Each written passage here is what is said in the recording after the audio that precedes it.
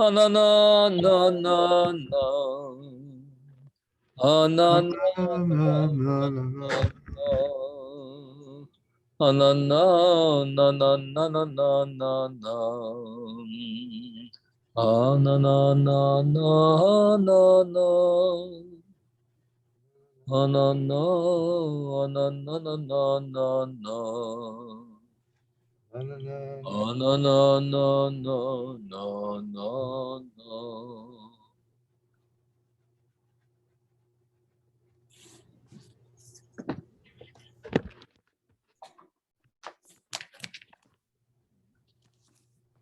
Good evening. We are on page 353. The last lines on the page, the last 4 lines, Rabbi Abba continued. We're discussing the journey of Jacob. We were introduced to the escape, the flight of Jacob. Jacob left Beersheba on his way to Haran, and we already discussed his experience in that mysterious place where he has a vision of the Jacob's ladder. And now we're getting to the next segment of the story, and he has now left the land of Israel and made it pretty much to Haran. But Rabbi Abba has a little bit of a difficulty with sorting out the description. So we're going to start from Rabbi Abba continued. Is there anybody by any chance? All right, there it is. All right. Beryl, you got it. Rabbi Abba continued, all these verses contradict one another. First it is written, Jacob left Beersheba and went to Haran. Now, Laban was living in Haran. So why does he move on from there? As is written, Jacob lifted his feet and went to the land of the Easterners. Right. Eretz b'nei Kedem. Vayisai Yaakov raglav, vayelech arza b'nei Kedem. So Rabbi Abba says something is wrong here. Where did he go? He was planning to go to Haran, and Haran, we've already talked about what kind of place that is, but that's where Lavan, his uncle, was dwelling. And the verse, the way Rabbi Abba is reading it, is that he went to Haran, and he got there. Now it says, after we have the vision story of the ladder, it then says that he lifted his feet by Yisad Raglav, and he went to the land Eretz B'nei Kedem, to the land of the children of the East. It sounds like he lifted his feet. This sounds like he went through a whole long journey. What's he leaving Haran for? Haran is where Lavan is supposed to be. Lavan is his destination. What's going on? Go ahead.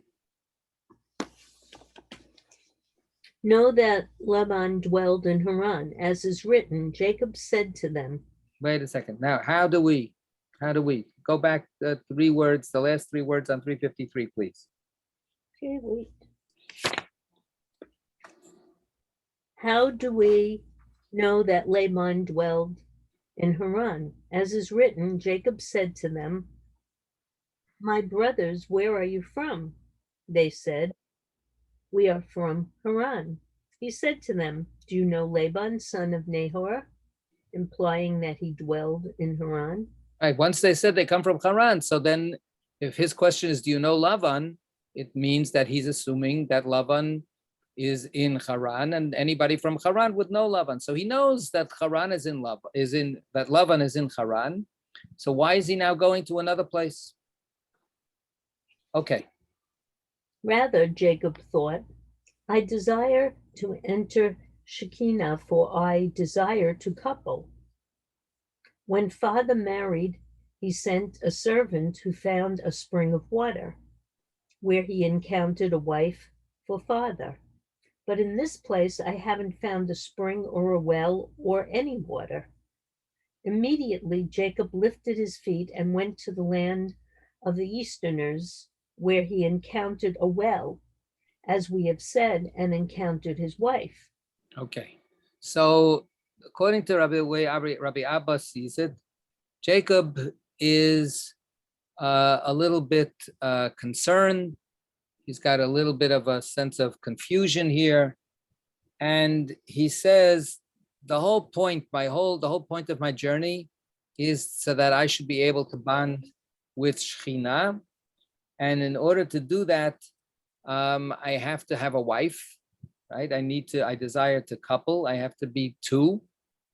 And how is this going to work? According to the way it worked for my father, the finding of the Bashert, the finding of the divinely chosen mate for my father was at a well. Well, it should be the same for me. And here I am in Haran, and there's no well. So therefore, he goes to seek a well. And he goes out and he gets to the land of the Easterners. So according to Rabbi Abba, it's actually a little complicated here. And he's searching and seeking with this ultimate goal in mind. And that's where he has to finally look not just for Haran. He's looking for, he's not looking for Lavan himself. He's really looking for a match for himself. And of course, that's going to be one of the daughters of Haran, of Lavan. It's just a small detail in the way that Jacob here is speaking. He says, when father married, he sent a servant who found the spring of water where he encountered a wife for father. So father is Isaac, Yitzchak, and then it says he sent a servant. Of course, Yitzchak didn't send the servant. His grandfather sent the servant, right? Abraham sent the servant. And then the servant found the wife for Yitzchak, Jacob's father. So there's a little bit of a conflation here when he says father. He's giving his father kind of credit, a little more active role in doing this than actually took place. Okay, so Rabbi Elazar is going to now chime in, and he's saying, Rabbi Abba, you're making this much too complicated. Rather, Jacob thought, oh no, I read that. Rabbi Elazar said, Haran was right then, and this well was in the field. For otherwise, why is it written, she ran and told her father? Because it was near the city. So Rabbi Elazar says, this is all too much. You're making too much of these things. The well was in Haran. Eretz B'nai Kedem, the land of the Easterners, simply is another phrase for Haran, or Haran is part of the land of the Easterners. How do we read the first verse?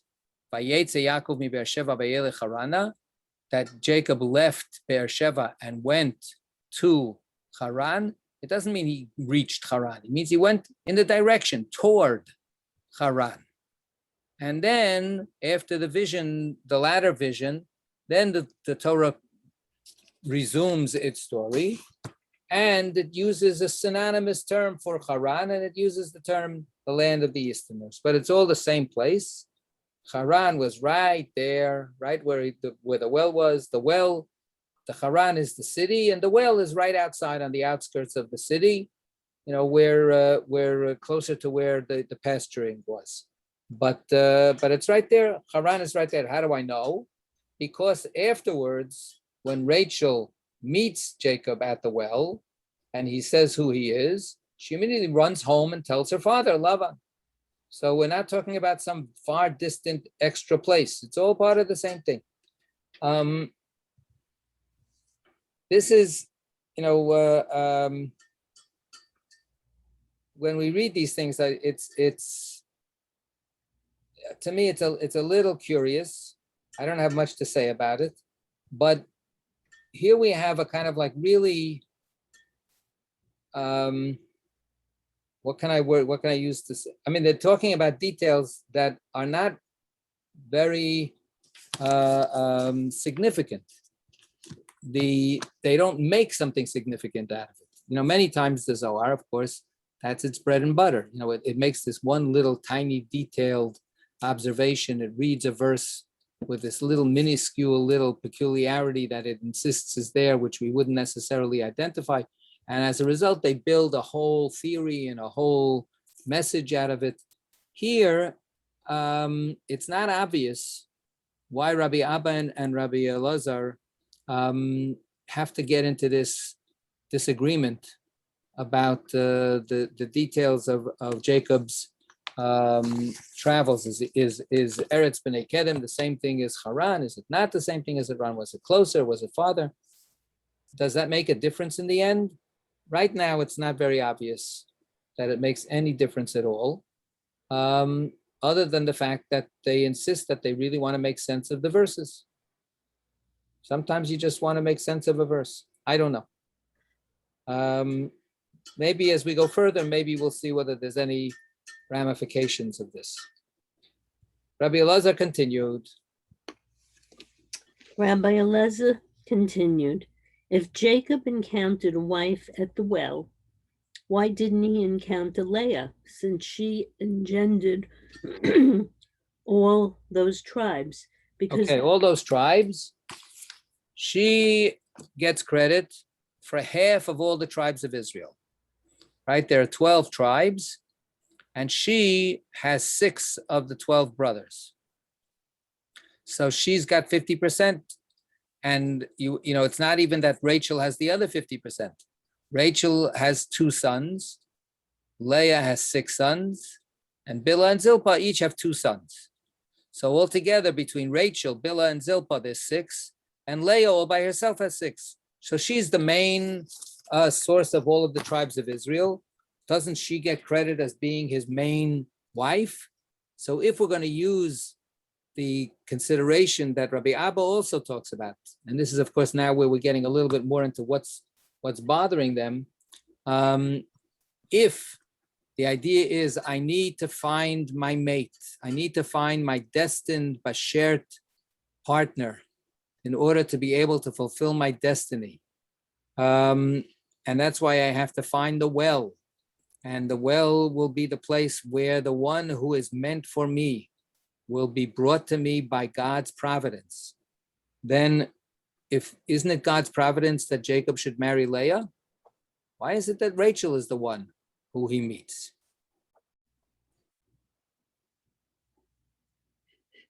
Okay, a funny kind of question, which would never occur to us as romantics, right?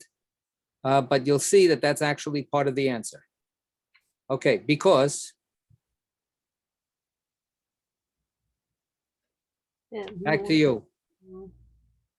Because the Blessed Holy One did not want to couple Leah with Jacob openly. As is written, in the morning here she was Leah, until then was not revealed. Okay, so what's that alluding to? What part of the story is that all about? People remember? What's the story? You have to, Adam, you have to unmute. When he No, now you mute. So maybe you just weren't close enough to the mic or something. I don't know. Can't hear you. Can everybody hear Adam?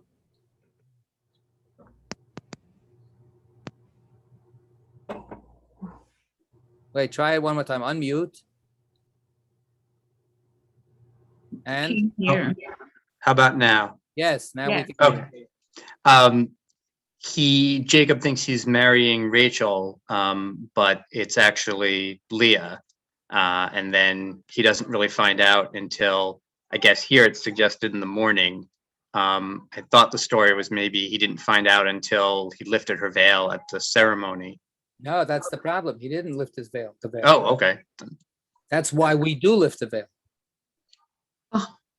Makes sense. You fool me once, but that's it. So yes, So that's the story. What happened is that, of course, he falls in love with Rachel, and he bargains with Lavan and says, look, I have nothing to offer you. I don't have a penny to my name. I'll work for you. And Lavan agrees. And then when he thinks that the time has now come that he'll be able to have his wish, there's a wedding ceremony, but she's veiled, and he doesn't know who he's marrying. He assumes it's Rachel, and then it's in the morning. Whoa, Hine, Leah. My goodness, look at that. It's really Leah, not Rachel. So he is bamboozled into marrying Leah. So this on the plot level, we understand this, that Leah is not the focus of his attention. She's not the one he loves. But now what the Zohar is doing is the Zohar is playing with that and saying that this is really part of who Leah is in the divine economy, so to speak. Who is Leah? Leah is the hidden aspect of God's femininity. Rachel is the obvious divine feminine. Rachel is Shekhinah, right? And that's what we said before, that in order to be coupled with Shekhinah, you have to have a wife. The wife is your human counterpart of the divine counterpart of Shekhinah. So Rachel indeed is Shekhinah, and that's who Jacob wanted to couple with. But Leah is, in the story, of course, she always comes off second best. She always comes off as the less desirable one. She's the one that is miserable all the time because Jacob doesn't love her, supposedly. And now what the Zohar says is actually Leah is the higher, hidden feminine aspect of God. She is, the way we would conveniently call it, she is Binah. She is the upper mother. She is the partner with Chokhmah. And she is always, we'll get to that in a second. She's always the one who is constantly connected to Chokhmah. She is never relinquished. She is never separated from her lover.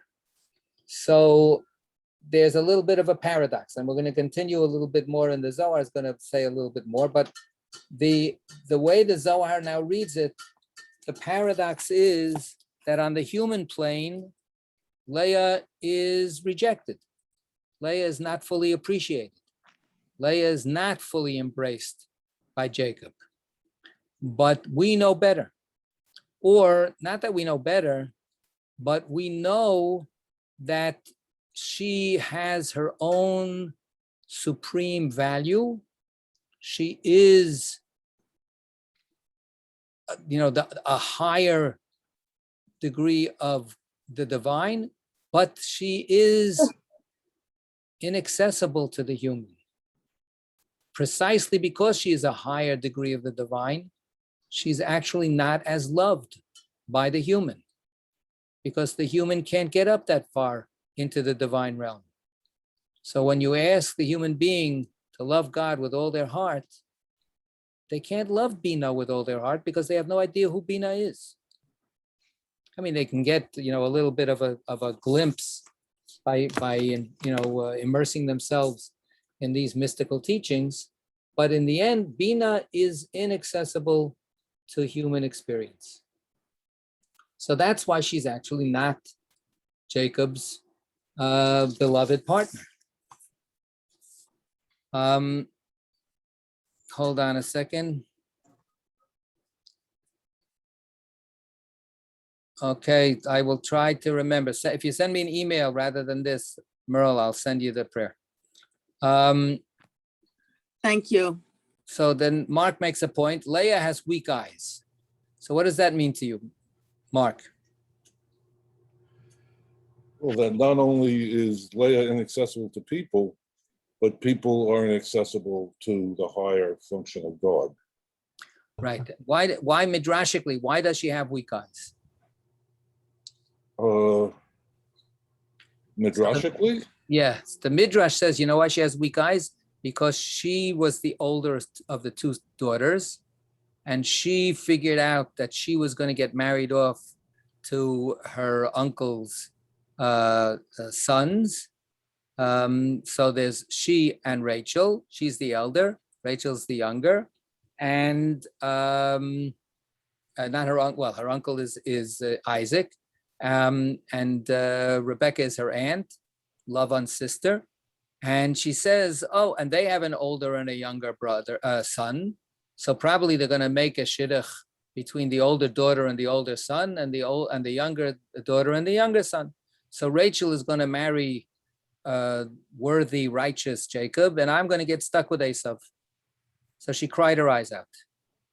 That's the way the Midrash explains why she had weak eyes, because the whole time she was miserable, thinking that she in the end was going to get a terrible partner for life. So Nothing to the do with weak blind eye, justice? Wait, hold on. 1 sec, one at a time. Mark. so the weak eye is on a human level. Yeah. And has no significance on the Well, theological that's for level? the Zohar, of course, everything has significance. Everything gets doubled up. Everything has a human significance, and then a supernal, an upper significance. Okay, But I so first want us to appreciate the dimensions of the lower significance before we then pull it up into the higher realms and see what we can make out of it. So that's all I'm adding. I'm just adding that in the not only is she, as you're saying, incapable of actually seeing human beings clearly, she's also miserable. She's also miserable in the company of human beings because she desires something that she can't have, or she desires someone that she can't have. so on a theological level, the weak eyes point to the unhappiness of God with human evil. Maybe. Okay. Maybe. So we cut off somebody else. Who else wanted to say something? Yeah, I was just wondering if it was nothing to do with blind justice. Blind justice. What do you mean? Bina's on the side of judgment. Bina is on the side of judgment. She's on the left-hand side. However, she's not identified with judgment in the way that Shekhinah is identified with judgment, because she is the mother of the entire right side. So she's got both of those aspects. She is Bina is seen as much more harmonized than like I say, she's always with her lover. She's always with her lover, and then she puts forward. She doesn't put forward the way Shekhinah does. She doesn't put forward a human dimension, a non-divine dimension. She just gives birth to more divinity. So it's, you're right that she's on the left side, but it's much less of a powerful factor in how we think about her. Let's see a little bit more what the Zohar now does. Further, in order to draw Jacob's heart to the beauty of Rachel, to establish his dwelling there, as a result of which Leah coupled with him, raising all those tribes. okay, so yeah, it doesn't quite sound like it should stop there, right? In order to draw Jacob's heart to beauty of Rachel, to establish his dwelling there, as a result of which Leah coupled with him, raising all those tribes. So let's look at 284. In order to draw Jacob's heart to the beauty of Rachel, Jacob's unfulfilled passion for Rachel compelled him to stay with Laban for many years, during which time Leah gave birth to many children. Okay, so now the Zohar says that there's also a certain kind of method to this unhappy, set of relationships. God is ensuring that Jacob will persist, so that he will eventually get the payoff of being united with Rachel. So therefore, Leah is enabled to give birth to the children that she has to give birth to. If Jacob would have been united with Rachel from the get-go, then that would have been it. He never would have married Leah, right? He never would have agreed to marry Leah. So if he would have met Leah to begin with, he never would have fallen in love with her and agreed to marry her. He never would have had children with her. So this is a bait and switch, right? This is in the human level. And then the way it works out is all for the good, at least in terms of us. Since we are the tribe of Judah, Judah is Leah's child, not Rachel's child. And Levi, which is the surviving priestly class, is Leah's child, not Rachel's child. Rachel's children, in the end, disappear from history. As far as, they're the 10 lost tribes. Obviously her children and many other children. But the two children that do survive are children of Leah. So if it would have been up to, and here's where again we get to the complication of the human and the divine. Jacob wants to unite with Shekhinah. He wants to have a human, flesh and blood wife so that he can unite with Shekhinah. This is, of course, all according to the way the Zohar reads his mind and his desires. Nevertheless, even that worthy desire can actually get in the way of fulfilling the full plan of the divine because of the limitation of that human desire. The human desire for Shekhinah will not draw Jacob to unite with Binah.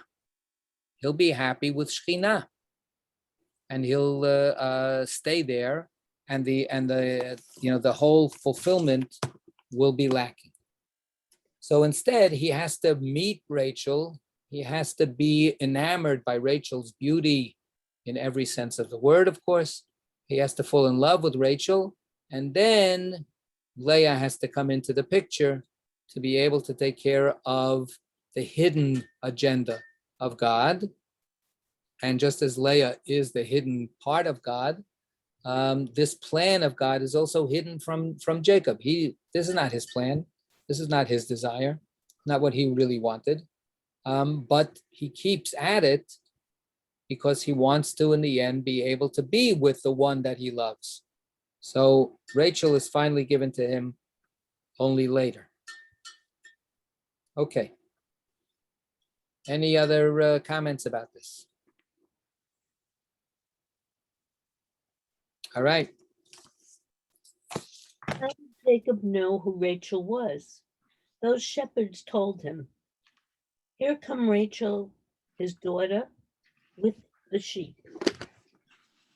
"Come and see what is written," Jacob said to Laban. "I will serve you 7 years for Rachel, your younger daughter." Now, what did Jacob have in mind? Why did he specify 7 years and not 10 months or 1 year?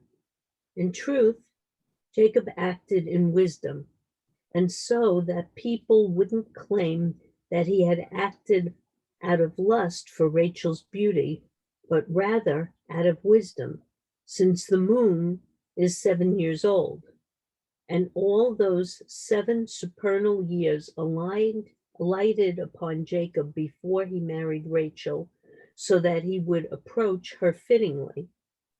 First, Jacob absorbed them all, then approached her, so that he would be heaven and she earth. Right. So a number of questions, they could be read on the most prosaic level, and then they could be read, on a different level. So the first question that they're asking is, what's wrong with this guy? He's in love with this woman. He completely is besotted with her beauty and so on. And then he says, "I'll work for her for 7 years." Doesn't he want to get married to her right away? What kind of so good? So he has nothing. So he has to make an offer. So the lowest offer he can make is 7 years of hard work. Let him make a lower offer. So what's the answer? So the answer is, again, on a number of levels of awareness. So there's just plain, what will people think? I don't want people to think that I'm just doing this because this is love at first sight and it's a completely physical relationship and that's it. That's all. I don't want people to think that. What does he care what people think? He cares. He cares what people think. So instead, what are they going to think?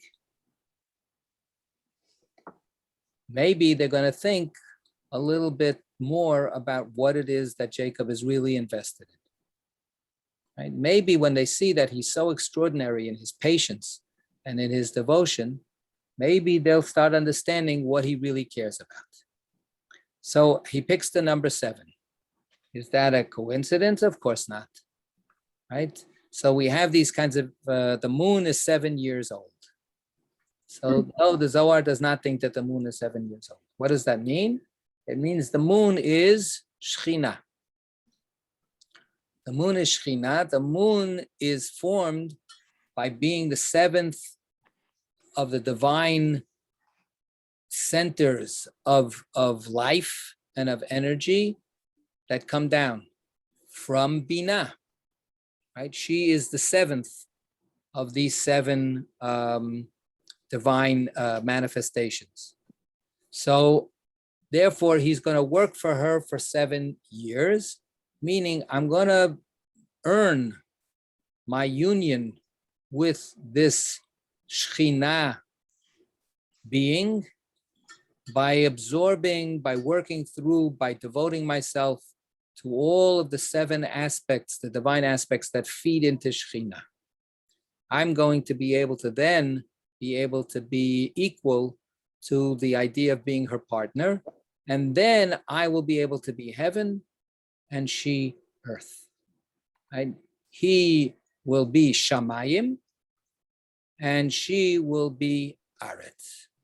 He will be the upper level that pours forth life, the light and the rain and all of the sustenance that goes into the ground, that makes the ground bring forth life.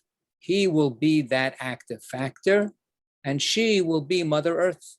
She will then be able to absorb all of the goodness that he takes after he spends this great effort to bring all of those divine aspects into his own being.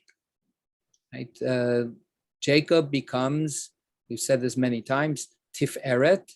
He is the core around which all of the 7 Sfirot are arrayed. He's the hub that all the 7 Sfirot are connected to, and he is the right, above in the center, that central line that then flows through down into Shekhinah. So he understands that this is what he will have to do in order to merit full union with Rachel. So again, what we have is a kind of a tension between the passion, even the lust, the physical aspect of desire that Jacob has for Rachel, that is also, as he understands it, a necessary reflection of a lust for a different kind of coupling, for a different kind of union, and he's willing to pay the price. Right? He's willing to make it happen the way it has to happen, not the way he would like it to happen. Okay. Mystery of the word. World. Word. Written. Mystery of the word. Sorry. Mystery of the word, as is written. They seemed to him like only Yamim achadim. a few days. What does Yamim achadim mean? All those 7 years seemed to him equivalent to the supernal ones. Achadim, united, inseparable, all one, linked to one another. Okay. Love for her. So wait. So the idea is that then the Torah says that he worked for 7 years, but they felt like nothing. Because of how much he loved her. Right? The next line, because of his love for her. So the 7 years flew by like nothing. They felt like just, a few days. But the word in Hebrew, the phrase in Hebrew, yamim means days. Achadim comes from the word echad. 1 or 2 or 3, achadim is plural. So a couple of days, a few days. But the way the Zohar plays on the word achadim, the word echad is one. Right? Like Shema Yisrael, Hashem Elokeinu Hashem Echad. So achadim means united into one. Right? And that's what the whole point is, that he wants to take all of these various diverse divine fields of life and bring them together as one. Also for the Zohar, the Daled and the Zayin can interchange. In Aramaic, the Daled is the substitute for the Zayin. So Achad can be switched into Achaz. And Achaz means to grasp, to hold together. So the word Achadim, therefore, is the days are grasped together, are put together, pulled together, and gripped as one. And that's what Jacob was able to do. Okay, because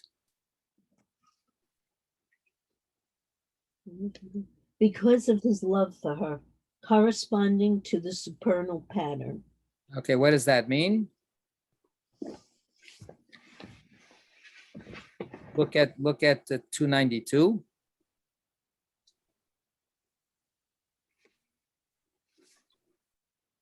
Corresponding to the supernal pattern, as above, Teferet unites with Shekhinah, conveying to her the sevenfold emanation.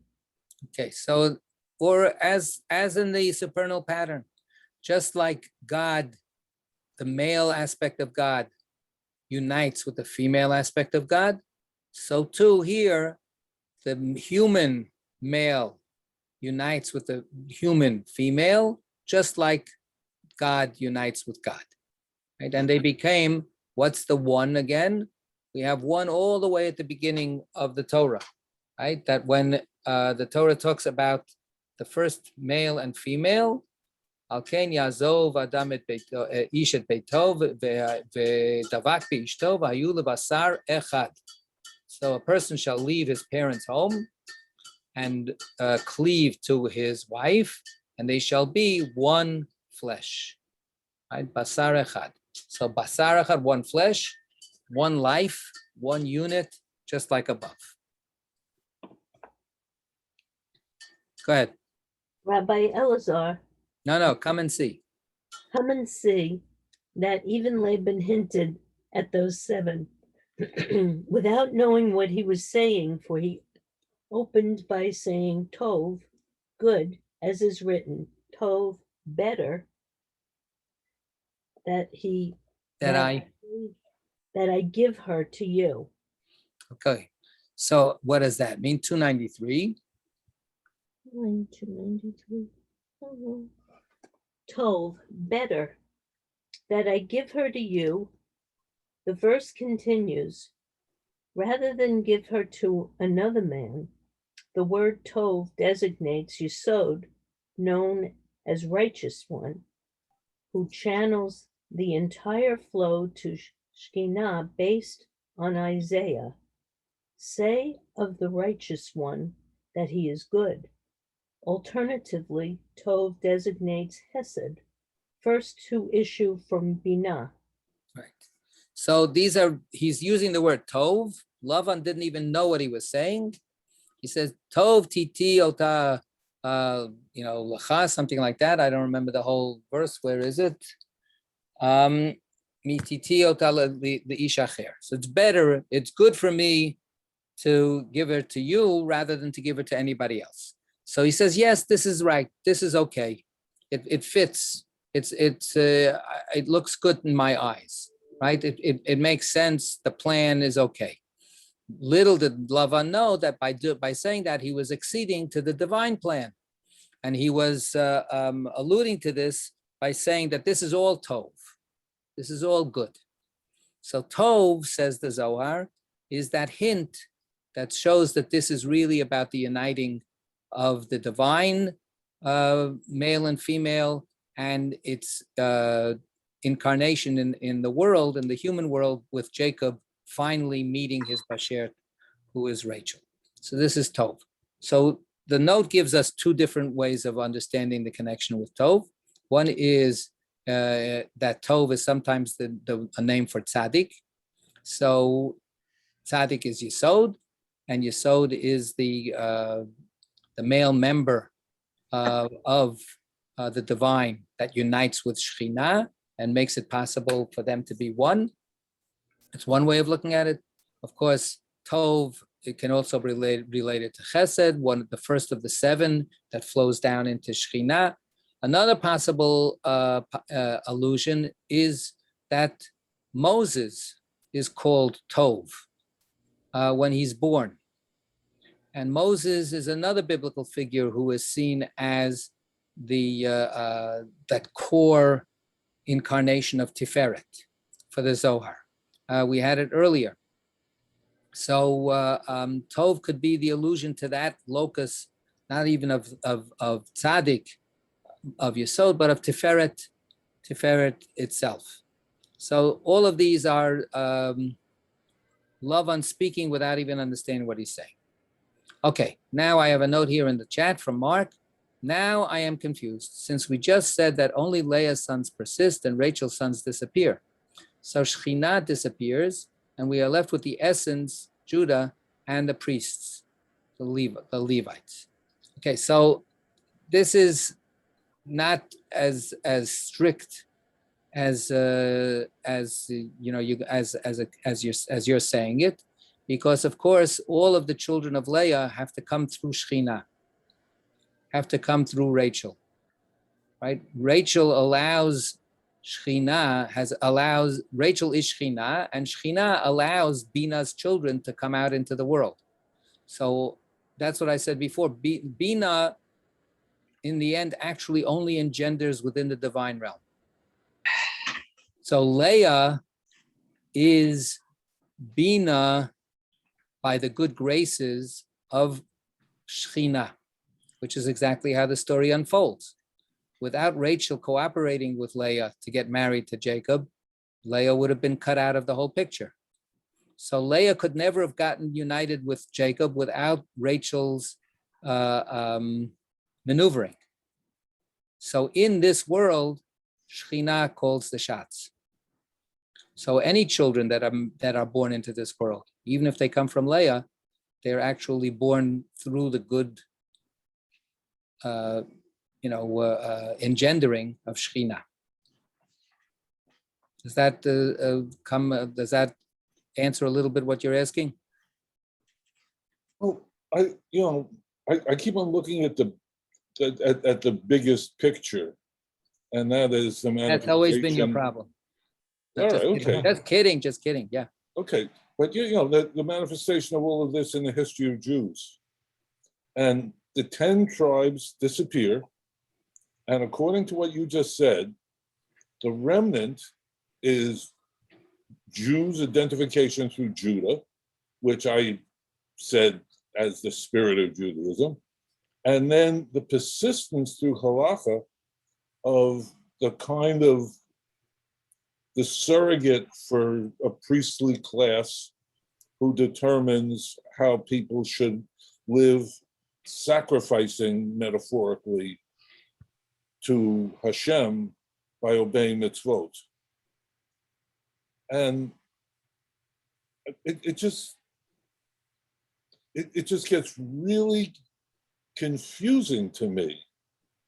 And the only thing that I can hold on to is that thing I said earlier, that if Leah's weak eyes goes back to God commitment after Noah to live with the horror and evil of humanity and not destroy them, and to be blinded, willfully blinded to the horrible evil that permeates the world, which gets back to the thing that of last week, where it's not that evil is the dross that is somehow the superficial result of good, but rather that good is the gold that is the minuscule leaving of all of that evil. So that really reverts the relationship of good to evil. It's not that evil is somehow a confusion, it's that evil is necessary for good to exist. And that's really, really scary. So I'm not going to go specifically to that point. I just want to complicate things more by saying that the 10 lost tribes are lost. But in the end, they will reappear and evil will be lost. So we're in a time of confusion, like you say. That's true. But the Zohar would posit that that confusion is not permanent, and that the children of Rachel will be restored. That's the prophetic idea. That's the dry bones, and that's the take this stick and take this stick and put them together. They're all going to come back. In this world of confusion and apparent victory of evil, their disappearance is devastating. But we can rest assured that it's not forever, and that the children of Rachel will come back. And that's what we have in the Haftorah, right? For on Rosh Hashanah, right? Kol barama nishma, right? In Ramah, there's a voice, Rachel crying for her children. And what does God say? Don't worry, mini kolech mi bechi. Don't cry so much, because yesh tikva la'achrisech. In the end, there is great hope for how things are going to turn out. V'shavu vanim l'gvulam. All the children will come back to where they're supposed to be. We're actually having in this week's Torah reading, they're all going to be apportioned their proper places in the land. And God says, don't worry, Rachel, you're crying now, but eventually all the children will come back and find their proper place. So it gets more complicated than just this. And the other thing I want to say from the other side is, when you call rabbinic Judaism a surrogate of the Levitical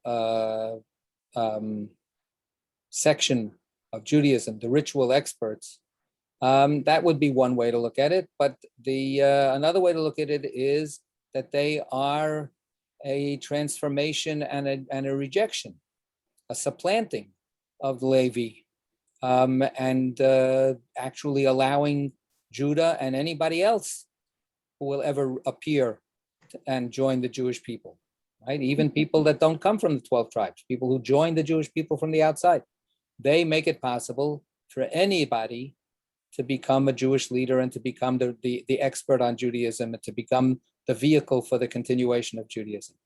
So in that sense, Levi does disappear in a major way. Just materially, physically, biologically, they didn't disappear. Yeah, Len. Yeah, I've been reading a little bit about Rachel's tomb lately, and is there a midrash that when the Israelites, even the 12 tribes, left Israel, they passed by Rachel's tomb, and similarly, when all the dispersed of Israel will be ingathered back to the land, they will come via Rachel's tomb, and that is among the reasons that it is considered such a holy spot of pilgrimage as well as for mothers hoping for children and all that, that she's a way station of all her children, whether they're exiting or coming back. Yeah, for Would that sure. go along with that? Yes, absolutely. It's all. I think it's all connected. But we're talking about, we're dancing with different pieces of a puzzle that sort of switches around as you turn it. It's not a one-dimensional puzzle, or it's not a flat puzzle. It's a puzzle that as you twist it and turn it, it takes on different kinds of images. The puzzle of how human history and divine providence work, if they work at all. And of course, part of the image that the myth that you're talking about is also an answer to a guilty conscience. Rachel, what the heck is she not doing? Why isn't she in the cave of Machpelah? Why isn't she in the ancestral burial ground? What is she doing there on the side of the road? So that's our answer. Our answer is because we need that displacement, we need that dislocation, we need that tragic flaw to be able to give us the strength to leave and then to come back. So that's where this, the smooth divine project is not for this world. Merle. I have another one of my very basic questions. Good. Basic is always good. So all right, we have the Torah and we read that every week. And Speak for yourself. right. And there are so many layers, there's the Talmud and plus 101 other important texts, but let's just talk about the Zohar. What does somebody like you, somebody who's educated, who even knows about the Zohar, a lot of us didn't know that such a thing existed. When you're reading the Torah on a Shabbos, are all these other things like rolling around in your mind, or are you just kind of like reading the basic story as we tell it to, our kids in Sunday school? So the Zohar itself reads it on all those levels. And whether I personally, every once in a while can succeed in entertaining more than one level of thought, it's a sometime thing. But it's definitely an enriching. What the Zohar feeds me, sometimes I actually absorb some of it, and sometimes I can watch what's going on and appreciate more than one plot line. Sometimes. Well, it's hard. I mean, I would imagine it's hard. Right, but I also want to say that the Zohar, the way I hoped to grow from the Zohar, is not to be able, which I can't. So it doesn't matter whether I would hope to or not. I simply can't. It's not about to be able to parrot back what the Zohar would say about any particular part of the Torah. What I take from the Torah, and then what I take from the Zohar, as it takes from the Torah, is a kind of a marination. It marinates your soul in a sauce of feeling and thinking and being, and then hopefully you absorb some of the taste, you absorb some of the texture, it softens you up a little bit.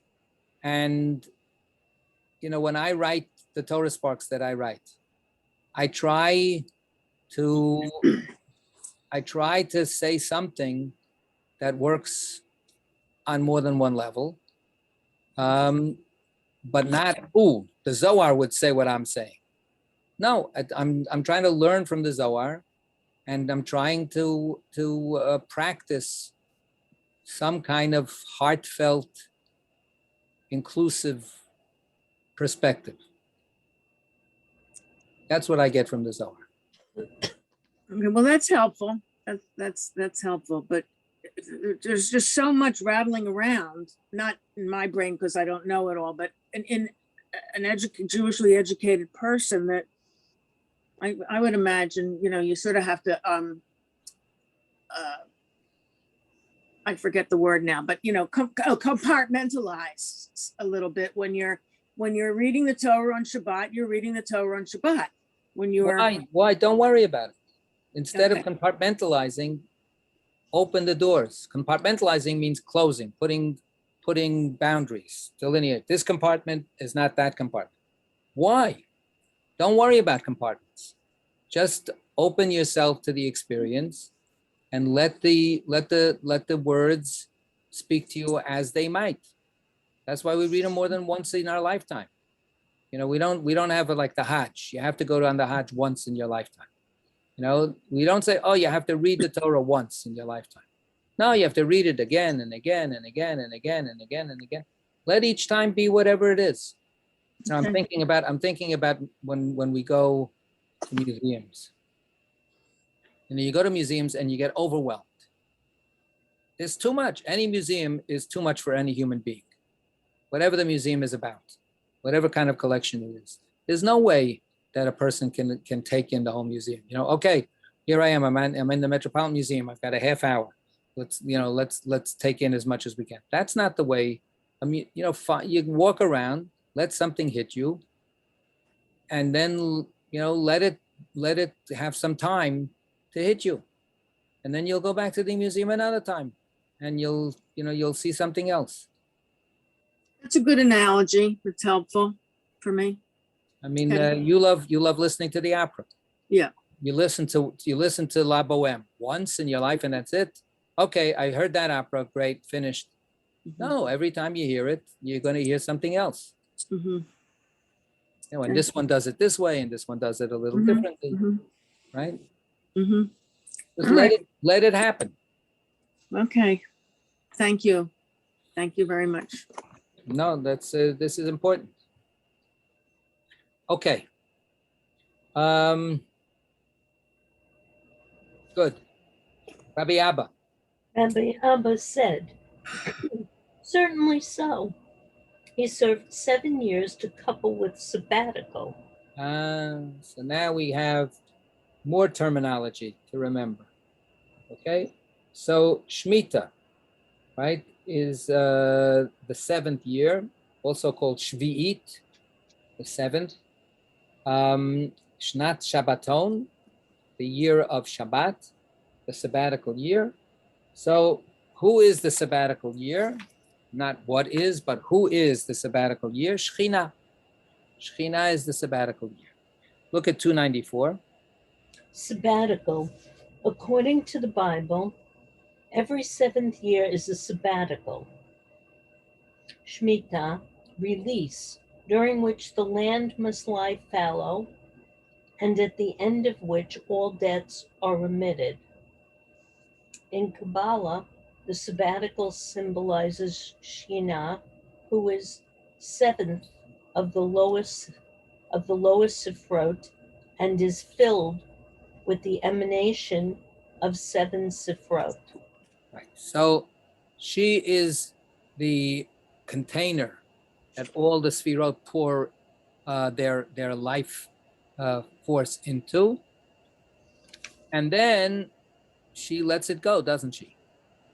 Her letting it go is into the world. Her letting it go is to take the divine being that is poured into her and process it, gestate it, sit with it until she then lets go and pushes it out and gives birth to more life in the world. So she is Shemitah, she is Shvi'it, she is the 7th. So Rabbi Abba says, yep, it's no coincidence. The 7 years that he worked are to be able to be at one with the 7, with the 7. I told this joke many times the last couple of months. Just to put it in here for a second, there was a New Yorker cartoon a while back. 2 dogs are walking along, and one says to the other, it's been a tough 7 years. Right? So that's it. Good. Rabbi Elazar. Rabbi Elazar said, come and see. Jubilee is universally concealed. unrevealed, while sabbatical is revealed. 295. Jubilee is universally concealed, sabbatical is revealed.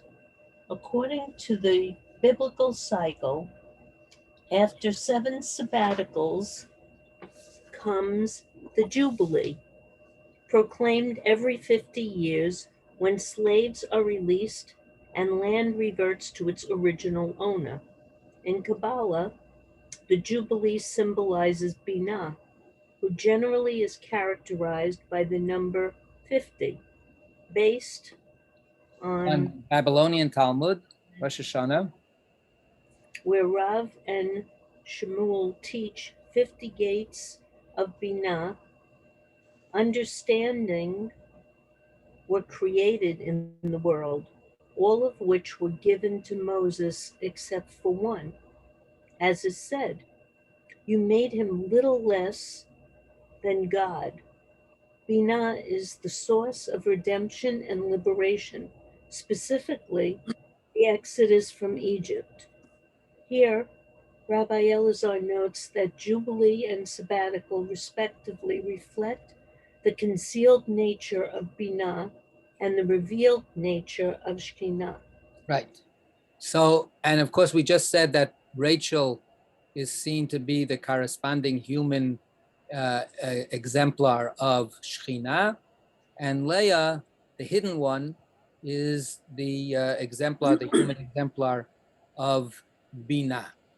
In terms of the hiddenness, and going back to what we were playing with before about how some of these mythological ways of thinking about things are reflected in human history one way or another, certainly for the Zohar. The hiddenness of Yovel, Yovel is Jubilee, the hiddenness of Yovel is actually quite amazingly played out in human history, because we have no record of any Yovel ever being observed. Shemitah has been observed for thousands of years. We have records of Shemitah being observed, Jewish records, non-Jewish records. Shemitah has been a living reality in the Jewish people from, like I say, way more than 2,000 years. I'm not just talking about the fact that it's in the Torah. We have here, historical evidence of the practice of Shemitah. Yovel is mentioned in the Torah. Yovel is never mentioned anywhere in any historical evidence. And the rabbis themselves say that Yovel stopped being observed 1,000 years before they came on the scene. That Yovel stopped being observed with, Mark, whose disappearance? The disappearance of the children of Joseph, the 10 lost tribes. In 722 BCE, say the rabbis, and they weren't there. Once the 10 lost tribes disappeared, Yovel disappeared, because Yovel is predicated on the perfect balance of all the tribes being in their proper place so that they can go back to their proper place. And since the 10 lost tribes disappeared, the whole system of Yovel disappeared. This is their own statement. So, whether that's historically true or not, what they were attesting to is the fact that there is no record anywhere of anybody dealing with Yovel once we actually literally get into the land of Israel. Next week we'll have, in next week's Torah portion, we'll have some complaining about Yovel, the continuation of the daughters of Tzlofchad's story. But actually, once we get into the land, there's never any indication that Yovel existed. It's hidden. That's part of the hidden nature of Yovel. Yovel was such an ideal that it ended up having no historical footprint. In reality, there is no Yovel. Yeah, Len. So in the Torah where it says proclaim liberty throughout the land, isn't that in reference to Yovel? Yes, yes. So I'm very disappointed. That's one of my favorite takeaway phrases in the whole Torah. You know, to proclaim liberty throughout Right. the land and all the peoples thereof. And to all the And it inhabitants. never thereof. happened. It never was. Wow. Oh my. That's the ideal. That's the thing. It's the greatest ideal in the world.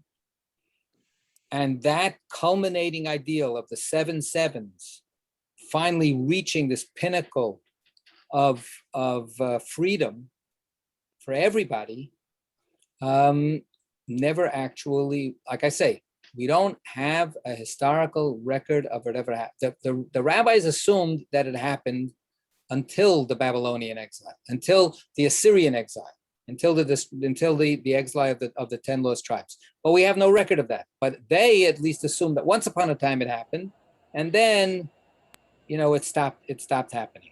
And then there are some stubborn, rabbinic authorities that keep on it. No, it really happened all the way down into, but there's no record ever. But yes, this is part of the fascinating thing. It's such a golden, beautiful kind of ideal that it's literally an ideal. It's not real. Yeah. Okay.